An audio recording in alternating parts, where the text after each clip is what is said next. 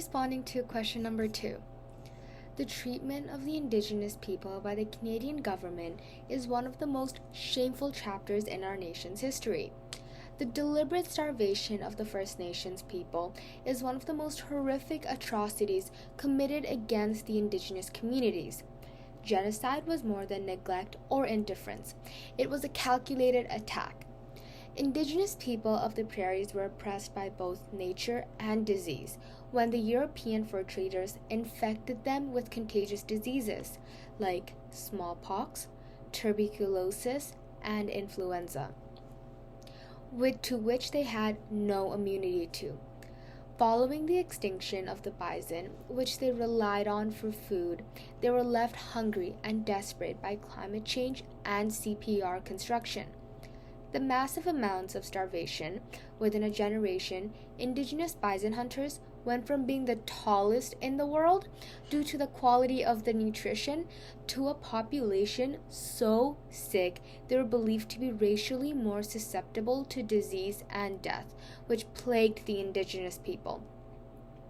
First Nation residential schools only added further instances of malnourishment and crowding, creating an ideal space for diseases to spread amongst Indigenous children.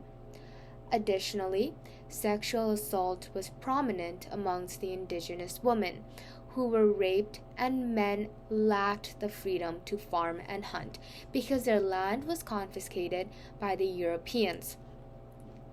In addition to dispossessing Indigenous people of their land, these policies were intended to eliminate them entirely, and the federal government recognized the Indigenous ways of life were about to change radically.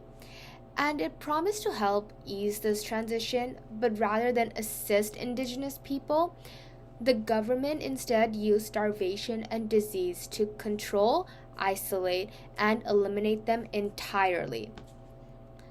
Genocide consists the deliberate destruction of group based on race, ethnicity, or culture.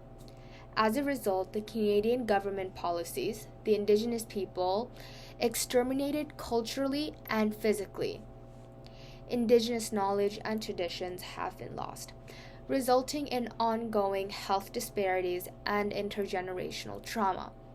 It is time for Canadians to acknowledge this history and take responsibility for it.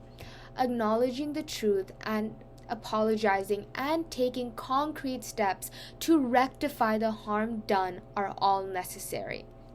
In addition to providing adequate funding to Indigenous-led food initiatives, addressing the root causes of poverty and inequality faced by Indigenous communities, and working towards a future where Indigenous people can fully control their lands, resources, and destiny. Our past cannot be changed, but we can create a better future by working together. By doing so, we must face the truth of our history and commit ourselves to a hard work of reconciliation and justice. It is imperative that we take every step possible to prevent another massacre of First Nations people. Thank you.